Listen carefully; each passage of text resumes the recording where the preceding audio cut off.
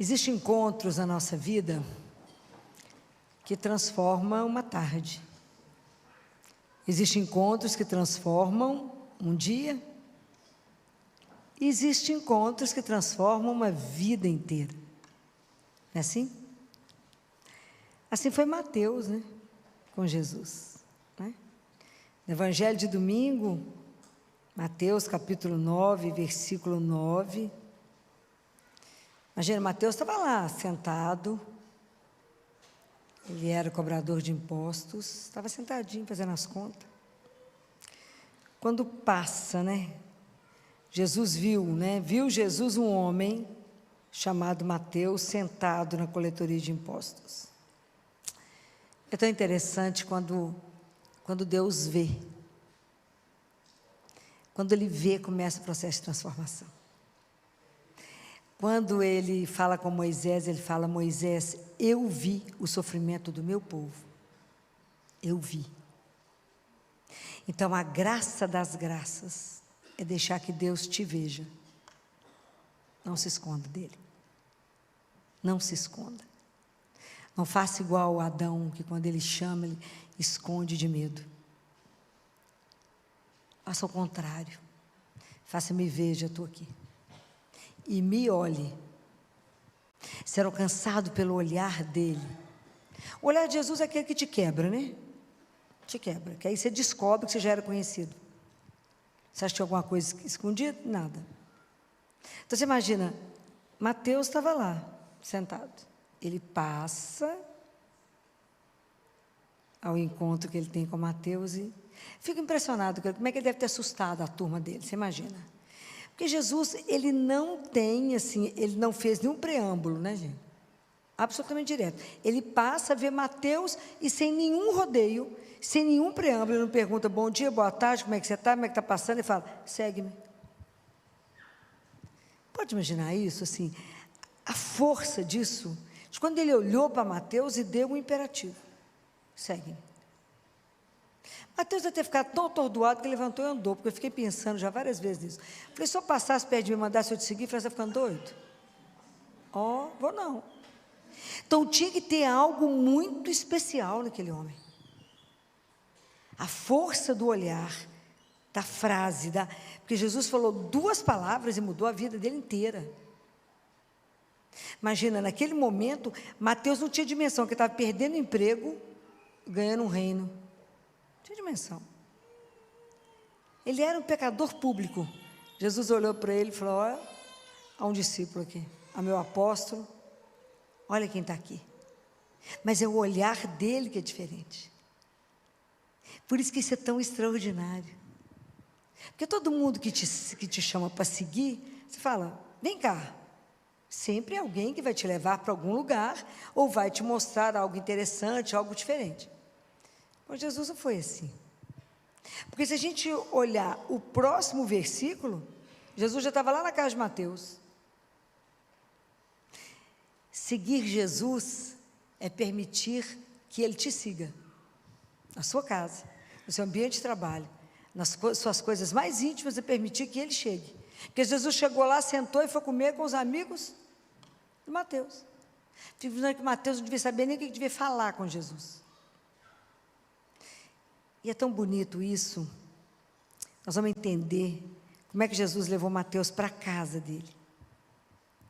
Porque é além da casa física. Porque essa ressonância de Jesus falar, segue-me, Ele continua indo atrás de cada um de nós. De cada um, pode ter certeza. Jesus continua buscando cada um. Cada um Ele vai atrás e fala, segue-me. Esse convite, ele continua ecoando até hoje, desde Mateus. Nós temos que lembrar de uma coisa. Deus não chama multidão. O chamado é pessoal, individual. Ele te chama pelo nome. E Ele não cansa. Porque a gente escuta, fala, será que foi comigo mesmo? Será que Ele está me chamando? Ou está chamando outra pessoa? Acho que é outro que está chamando. Não é você mesmo que Ele está mirando. Isso é extraordinário. Assim como o amor dele é pessoal, o chamado dele é pessoal. Ele olha no seu olho e fala, segue-me. Nós é que arrumamos um tanto de desculpa para não ir. Mateus não arrumou nada, foi. E a gente fica pensando, devo ir ou não devo ir? Porque Jesus, assim, ele chama, e assim como ele fez com Mateus, ele vai nos impulsionando, ele vai nos levando, mudando a direção das coisas, até ele nos levar para onde? Para dentro de nós mesmos, que é a casa interior. Por quê? Porque é aqui que ele habita. E todo segmento, ele só pode ter um lugar para começar. Ele tem que ter raiz. E eu só vou seguir aquele que está enraizado dentro do meu coração. Porque foi aquele que desvelou, que tirou o véu e revelou quem eu sou. Se não for assim, eu não vou segui-lo. Chamou Mateus e falou, vem cá, deixa eu te mostrar o original. Você foi criado para isso aqui, Mateus. Olha como é que você está. Da mesma forma é conosco. Ele chama cada um de nós porque ele quer um encontro pessoal, íntimo. Lá no fundo da nossa alma. Ele quer encontrar conosco, dentro da nossa miséria. Dentro da nossa miséria. Ele quer nos mostrar quem somos. Isso é uma das coisas mais extraordinárias de Deus. Esse amor alucinado que Ele tem por nós. Porque Ele não desiste de nos encontrar. Para quê? Para nos contar quem de verdade nós somos. E que nós nos perdemos. Ele fala, olha aqui, meu filho, sério isso aqui, ó, nós sonhamos com isso. Olha o que você virou. Por isso que ele fala, que ele fala, eu não vim para os que têm saúde, hein? Se tem saúde, não precisa de mim não, hein? Eu vim para os doentes. Porque o pecado é a doença mortal, não contagiosa, mas é mortal. O pecado é uma doença mortal. Então ele vem para nos curar, vem para nos transformar, vem para nos fazer levar a vida digna, da dignidade daquilo que a gente carrega. Nós ainda não entendemos o que é ser filho de Deus. Nós não entendemos. O que é isso, né? Ser filho do Altíssimo, ganhar um título desse. Então tem uma oração de Santo Agostinho, que eu fiz questão de copiar aqui, porque eu fiquei com medo de não guardar a oração inteira dele. Claro que é só um trecho, né? Naquele livro Confissões, não sei se alguém de vocês já leu. Conhecem Confissões? Santo Agostinho. E ele fala, né, desse encontro de Mateus. É quando a gente se coloca também no encontro com Ele. É você e Ele. No mais íntimo do seu coração, onde Jesus já enraizou. Ele já revelou para você quem Ele é. E quem você é. Então, a partir daí eu caminho. Então, Santo Agostinho fala assim, tende piedade de mim, Senhor. Aqui estão, não escondo, as minhas feridas. Tu és o médico, eu o doente. Tu és o misericordioso, eu o miserável. Cada esperança minha se coloca na sua grande misericórdia. O Evangelho da Misericórdia é um evangelho que a gente ainda precisa descobrir. Porque não há nenhuma vida sem misericórdia de Deus. Como é que a gente ia sobreviver sem a misericórdia de Deus? Não ia. A cada manhã a misericórdia de Deus se renova. Todas as manhãs a misericórdia de Deus se renova, senão a gente não daria conta de caminhar. A misericórdia é receber aquilo que a gente não merece. A gente precisa de um monte de não na vida para nos nortear.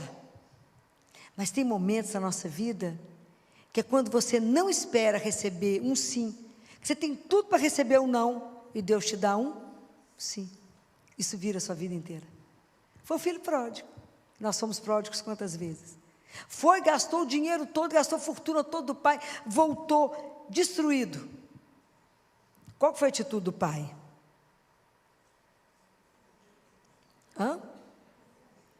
Fez o quê? Mas antes de acolher, o que o pai fez? O pai correu ao encontro dele. O pai ficava esperando por ele. E quando o pai avistou, o pai correu. É assim conosco. Você ameaçou falar, ele já correu. E antes de Deus do pai fazer qualquer coisa com ele, o que o pai fez? Abraçou. Então Deus, antes de nos julgar, Ele nos abraça. Primeiro Ele acolhe. Ele sabia que aquele filho estava destruído. Você acha que tinha alguma coisa que aquele filho tinha feito que ele não sabia? É igual na nossa vida. Será que existe alguma coisa, até nesse momento que nós estamos vivendo, que Deus não saiba o que a gente está fazendo? Ilusão nossa achar que Ele sabe de todos os pensamentos, de todos os sentimentos, de todos os caminhos mal traçados, de quantas vezes nós fugimos, de quantas vezes Ele vem atrás de nós. Quantas vezes nós somos a única ovelha que Ele deixou as 99 e veio atrás buscar. Por quantos descaminhos nós passamos. E Ele não cansa de falar, segue-me, segue-me. Por quê? Porque eu sei o caminho, eu sei o que é melhor. Nós te criamos para outra coisa. Ontem eu estava falando lá no consultório, como é que deve doer o coração de Deus, porque se dói o nosso, se dói o meu como pediatra, que quero orientar para os meninos, qual esporte você tem que fazer até ficar velho? Nadar. Por quê? Porque você não vai ter dor na coluna, você vai ser impecável, vai ficar maravilhoso, barriga trancada, tudo, falo tudo com eles que você vai fazer. Falo, me segue, vocês vão ficar maravilhosos, as meninas vão desmaiar quando você passar. Fala, não tome energético, você vai ter uma arritmia, vai cair morto. Não, né? Vou na luta. Eu falo, como que é difícil a gente insistir, saber o que é melhor, de a pessoa recusar. Fico imaginando a dor dele. De quando nos quer dar um caminho, a gente faz questão de seguir outro. Me segue. Fala, não, agora não, vou ali, dar uma volta. Depois eu venho. Porque talvez só não saiba o que é melhor para mim. Então vocês imaginam qual é o sofrimento de Deus por cada alma que nós somos aqui. Porque a nossa alma, não é o físico, a alma é a imagem e semelhança dele. Perder uma alma para Ele é uma coisa gravíssima. Por isso esse esforço, essa luta de Jesus atrás de nós, para que a gente possa experimentar a misericórdia dEle. A nossa vida completamente fora do padrão, fora daquilo que Ele pediu, fora daquilo que nós fomos criados para ser.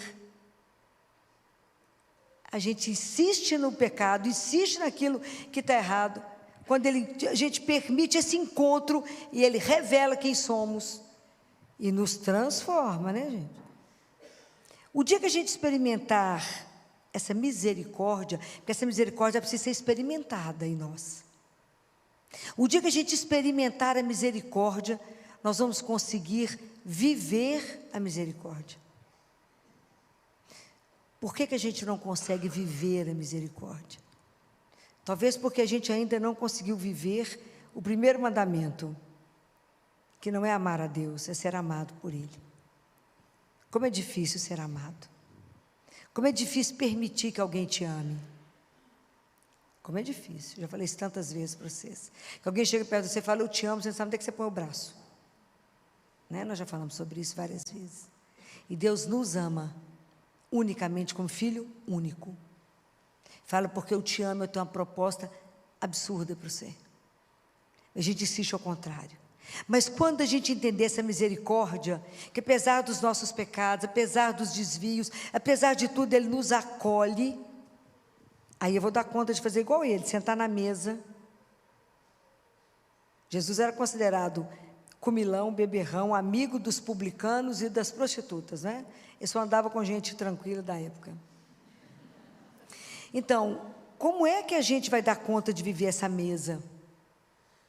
O dia que eu experimentar o quanto que eu sou amada, o quanto que eu fui acolhida na minha miséria. Porque o dia que eu me sentir assim, eu vou olhar para você e não vou te julgar. Aí eu vou viver o evangelho da misericórdia. O dia que eu experimentar isso, eu vou saber o que é dar a outra face. O dia que eu experimentar essa misericórdia, eu vou rezar pelos meus inimigos. Eu vou fazer bem por aqueles que fazem o mal. Eu vou emprestar e não vou esperar nenhum retorno. Aí eu vou dar conta de viver, de verdade, o estilo de vida evangélico que é viver a misericórdia. Perceberam quanto nós estamos longe dela? O evangelho da misericórdia é o evangelho para ser aprendido. E é isso aqui que Jesus falou, aprendei de mim, que eu quero misericórdia e não o sacrifício. Ele pega a mesma frase que está na primeira leitura de domingo, que é Oséias. Aprendei de mim, que eu quero misericórdia. Então, como é que nós vamos relacionar uns com os outros? Como que se eu recebo a misericórdia de Deus, numa vida que Ele poderia ter tudo para descartar e falar, todos os seus pecados te levam para onde, longe de mim, Ele pega, busca, restaura tudo, faz uma outra história, devolve a esperança e fala, anda comigo. E aí eu, por muito menos, encontro com alguém que fez muito menos que eu e falo, tem chance não, vou andar com você não. A nossa obrigação é levar para o outro a fonte da esperança, é levar para o outro que toda vida tem possibilidade. O que Jesus falou para Santa Faustina? Alguém já leu o diário de Santa Faustina? Lembra o que ele falou sobre os pecadores? Filó também se me aperta, né? Ele falou, Faustina, fala para os pecadores, quanto maior o seu pecado, quanto mais pecador você for, mais direito você tem à minha misericórdia. A gente não consegue compreender isso, que a gente quer uma justiça diferente. A gente fala, Jesus, não é possível que você vai ser bonzinho com fulano. A gente se comporta sempre como o filho que ficou em casa, lembra?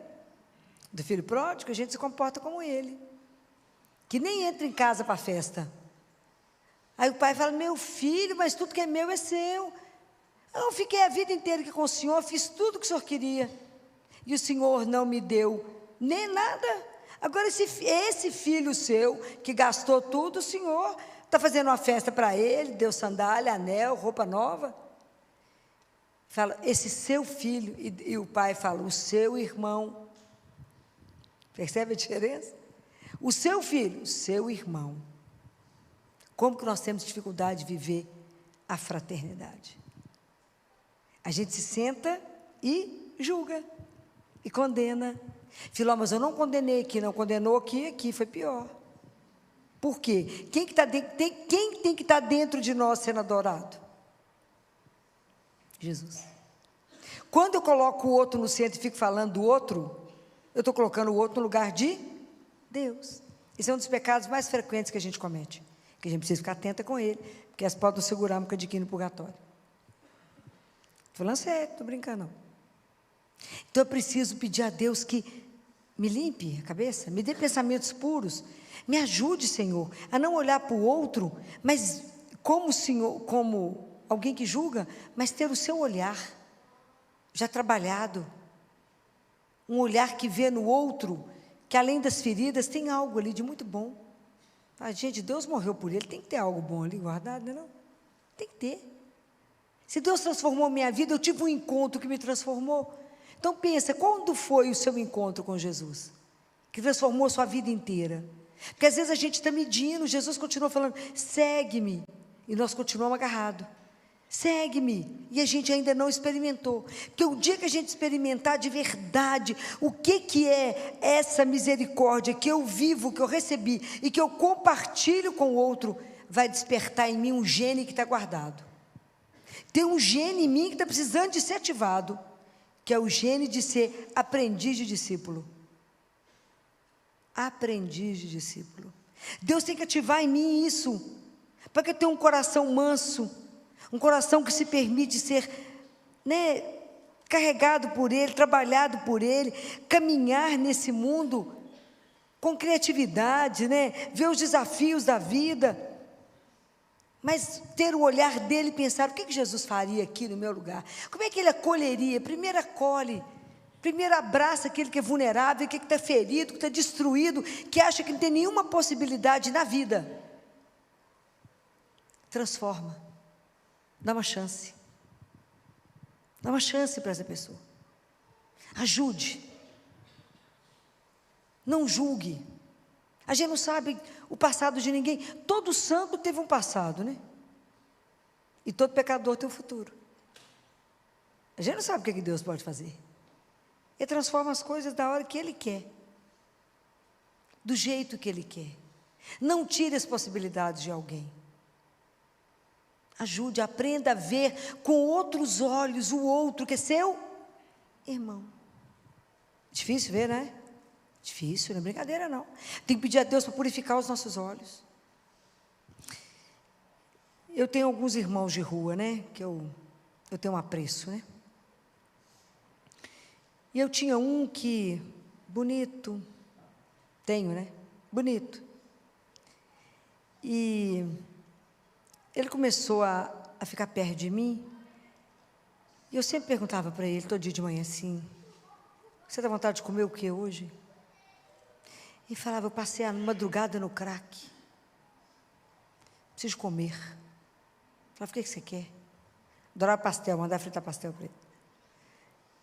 Aí foi chegando o resto da turma, e ele foi aprendendo a ter confiança, ele falou comigo assim, eu venho aqui todo dia só para te encontrar. E aí um dia ele falou comigo assim, eu preciso falar com você. Falei, pois não. Me ajuda a sair dessa vida. Eu não aguento mais. Tenho 31 anos. Lindo. Destruído pelo crack. Falei, claro que te ajudo, mas você quer ir? Porque eu não posso levar ninguém obrigado. Você quer ir? Ele falou, quero. Aí, consegui mesmo uma vaga para ele. Para essas fazendas, né?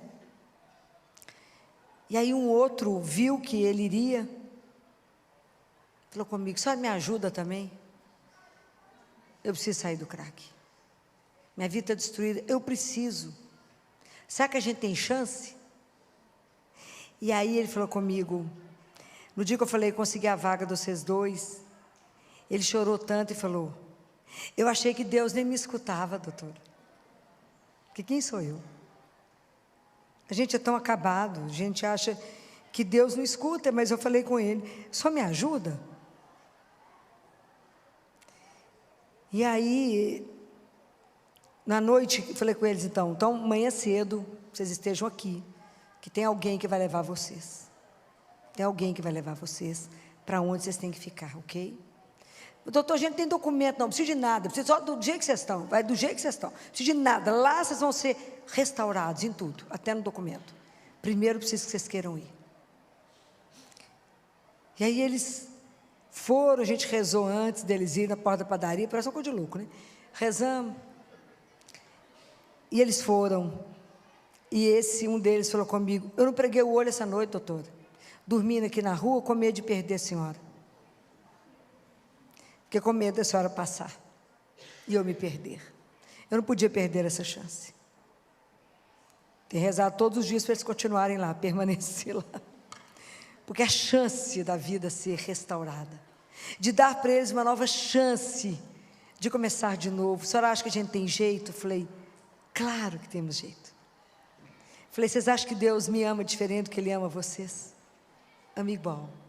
Cuida de vocês, vela pela vida de vocês quando vocês estão completamente fora do ar. Mas o crack não pode vencer. Quem tem que vencer é o amor de Deus, por você. Então é preciso que a gente comece a experimentar essa misericórdia para que eu possa levar para o outro, que ele tem uma possibilidade, que a misericórdia de Deus por ele vai ser muito maior. Vai tirá-lo de onde ele está e fazer dele uma outra pessoa. Eles mandaram foto lá para mim, da hora que chegaram. Então, é começar outra história. Falei, Deus vai escrever uma outra história. Deus vai começar a contar aquilo que Ele sonhou para você. Vocês têm que acreditar nisso, rezar lá e ter força para sair do crack e tomar uma vida com dignidade. Vocês têm que parar de ficar aqui de mendigo e virar o filho do Altíssimo. Vocês não foram feitos para estar aqui mendigando. Mas às vezes a gente não está mendigando comida, mas está mendigando tantas outras coisas. Por quê? Porque não descobrimos para que fomos feitos. Então eu espero que de verdade, né, quando a gente está aqui pensando nessa frase, nessa palavra de Mateus, segue-me, que ela é para mim, que é para você, e pedir a Deus o que te impede hoje de se libertar, o que te impede de seguir a Deus. O que te impede de verdade de se abrir a Ele e falar, eu quero? Porque todo o Evangelho, gente, ele está baseado em uma coisa, nessa possibilidade, né? Que é essa insondável confiança que eu tenho, que Deus vai transformar a nossa história. Ele pode. Ele pode, igual ele tirou os meninos lá da rua. Outro dia eu recebi recado de um outro que me disse: fala que a Filó, quando estou aí pedindo nada, porque eu já consegui emprego. Quando Deus busca, Ele restaura. E se Ele restaura esses que estão ali, que o mundo passa e nem lê, nem vê, que está como o lixo da sociedade, mas é nosso irmão. Mas na nossa vida hoje, na minha, na sua vida, Deus tem a possibilidade de fazer uma outra história, se eu permitir. Se eu abrir o meu ouvido, chegar diante dele, for rezar e dizer para ele: eis-me aqui, faça o que o Senhor quiser. O Senhor está me chamando, Senhor, então me leva para esse encontro dentro de mim, aqui, lá no coração. Transforma a minha história e me ajuda a viver exatamente aquilo que eu fui programada para ser. Então, me ajuda a me ver de verdade, a ver a minha história e não me contentar, como eu já falei isso com vocês. Não se feche no seu ateliê. Deixa Deus ser Deus. Deixa Deus trazer na sua vida o sonho que Ele fez quando Ele te criou. Por que nada está acontecendo na minha vida? Porque eu quero colocar Deus para seguir as minhas regras. Falo: Jesus, então eu quero casar assim, fazer assim, que tem que ser com aquele, tem que ter tantos filhos, ter a sequência dos filhos assim, um menino, uma menina, um menino, depois outra menina. Oi? Como é que é mesmo? Seja livre para viver a aventura de ser amado por Deus. Nosso tempo aqui é tão curto que é igual um sopro. E Jesus fala: vocês não têm perseverança, vocês não permanecem no meu amor. Segue-me, mas é todos os dias. Todos os dias a gente levanta com a disposição de seguir a Ele. E o dia que a gente aprender a viver, receber a misericórdia e viver a misericórdia, vocês vão ver o tanto que a gente é livre. Vai julgar quem? Vai julgar ninguém. Não sei nada da vida do outro. Cuida, abraça, faça o que você puder fazer de melhor para o outro e sinalize para ele. Porque nós não somos nada, mas nós temos que mostrar o único que muda a história. O único que você fala: nossa situação é impossível. Não para ele. Jesus é tão extraordinário, mas é tão extraordinário. Deve ter uns 2 meses. Lá na Santa Casa, a gente estava sofrendo tanto, com um menininho de 2,3 kg, 2,300. Nasceu com bloqueio cardíaco total. Frequência cardíaca dos 40, 50, né? Tinha que pôr marca-passo. Ok, o SUS paga? Paga. Mas o marca-passo que o SUS paga é mais pesado que o menino. Estou brincando não, gente. Você põe na barriga do menino, o menino cai para o lado do marca-passo. Fala: filho, é brincadeira? Não, não é brincadeira. Aí não consegue ficar na barriguinha, aí a cicatriz cirúrgica abre, aí infecta. Aí o que o menino tem que pôr, adequado para o tamanhozinho do menino, custa 16 mil. Nós pobres de maré, gente, como é que faz? Eu falei: Jesus, não, só vai dar um jeito, Jesus, presta atenção. 2,3 kg, Jesus, presta atenção. Não, só vai dar um jeito nessa história. Só vai dar um jeito. Pois é meio mundo louco. O pessoal falou: não tem jeito de gastar, não. Falou: não tem 16 mil. Eu falei: não, Jesus, só vai dar um jeito, aí. Vai dar um jeito. Aí, nada, filho, não tem jeito, vocês não pagam, não tem contenção, despesa, não tem dinheiro. Eu falei: mas não tem jeito, vai ter que dar um jeito, né? O recurso é quem? Ele que é o dono de tudo, né? Aí a supervisora lá do neonatal, desolada, gente desolado, chamou de tarde, eu estava no consultório, que o menino tinha que descer para o bloco, porque tinha que colocar marca-passo. Desceu com o pessoal chorando, falou: mas não é possível que vai pôr um marca-passo desse no menino. E ao mesmo tempo o pessoal lá da superintendência, que mexe com órteses e próteses, eu não sei o que eles arrumaram, que foi Jesus mesmo que arrumou essa confusão. Eu sei que entraram numa negociação com o fabricante, que estava lá o aparelhinho de 16 mil, mas eu sei que no fritar dos ovos a confusão foi tão grande que o fabricante aceitou que o marca-passo que estava lá 16 mil ficasse com o mesmo preço do SUS. Só ele. Até hoje ninguém entendeu o que aconteceu. O fato é que o menino já estava no bloco cirúrgico, o pessoal dos suprimentos saiu igual louco correndo para dentro do bloco cirúrgico para poder entregar o novo marca-passo. que o menino ia colocar. Vocês podem imaginar a festa que isso virou. Que eu recebi um telefonema de noite no meu consultório, falou: Filó, deu certo o marca-passo, o neném ensaiou com o marca-passo que devia ser. Eu falei: como que Jesus fez essa história que nós não estamos sabendo? Porque dinheiro não saiu 16 mil. Mas saiu uma negociação que ele deve ter entrado no meio e falou com o moço: é isso mesmo, vai ficar por esse valor, e ficou por esse valor, que eu não sei quanto. Mas era um prejuízo, que na verdade para Deus é diferente. Então esses dias, encontrei com a supervisora, ela disse para mim: Filó, eu não consigo me esquecer do milagre do marca-passo. Então quando a gente vive essa misericórdia, que ele olha para nós e fala: Filó, mas você está sofrendo só por causa de 16 mil, minha filha? Bem, mas nós somos pobrinhos, 16 mil para nós é muito dinheiro. Então, com aquilo que ele pode fazer com a vida daquele menor, daquele mais desamparado, daquele que não tem nada por ele. Então, quando ele chama cada um de nós, é porque nós temos que continuar fazendo na vida do outro o que ele tem que fazer. Ele vai nos seguir aonde a gente estiver, e ele vai agir através de você, dos seus olhos, do seu ouvido, da sua boca, do seu coração, das suas mãos. É aquela oração de Santa Faustina. A gente tem que ser a misericórdia para o irmão, como ele é para nós. É tão extraordinário quando Deus nos acolhe, quando Ele transforma uma situação que está perdida e Ele vira a situação, que a gente chora diante de algumas coisas que Ele faz.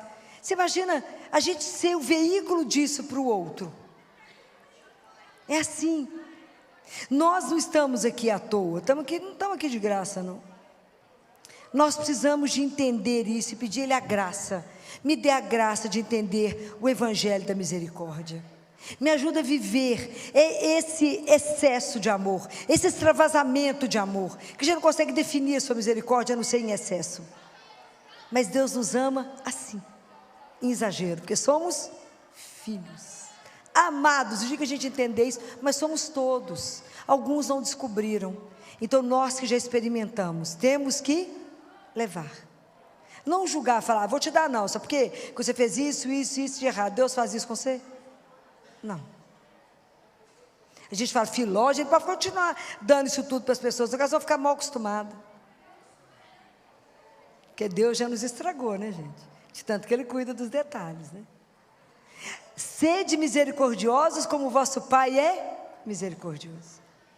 Não regre, dê, como Ele te dá. Experimentem isso. Hoje tem que ressoar no seu ouvido: segue-me. E de verdade, hoje você tem que ter coragem de pedir a Ele: vamos comigo para casa? Para minha casa interior, entra comigo. E me mostra, desvela para mim a minha história. E me mostra o que me amarra e que não me permite voar. Que não me permite de verdade ser aquele cristão, aquele católico, que todo mundo olha e fala: tem alguma coisa diferente dessa pessoa. Tem, Jesus. O que é essa alegria? Jesus. Por que tudo mais? Jesus. Por que isso acontece? Jesus. Que a gente seja capaz de, na nossa vida, revelar esse amor que nos sustenta, essa luz que ilumina o nosso caminho, essa força que nos põe de pé todos os dias. Deus é de tanta infinita misericórdia conosco, que Ele nos permita, né, que depois que a gente escutar, ver, que Ele ative em nós o nosso desejo de ser um aprendiz de discípulo, para que um dia, até o final, a gente consiga ser chamado também de cristão. Que Deus nos abençoe, que Nossa Senhora, que foi a primeira discípula, nos ajude nesse caminho tão difícil, de ouvir e de segui-lo sem restrições. Louvado seja nosso Senhor Jesus Cristo. Para sempre seja louvado. Você pode ficar de pé.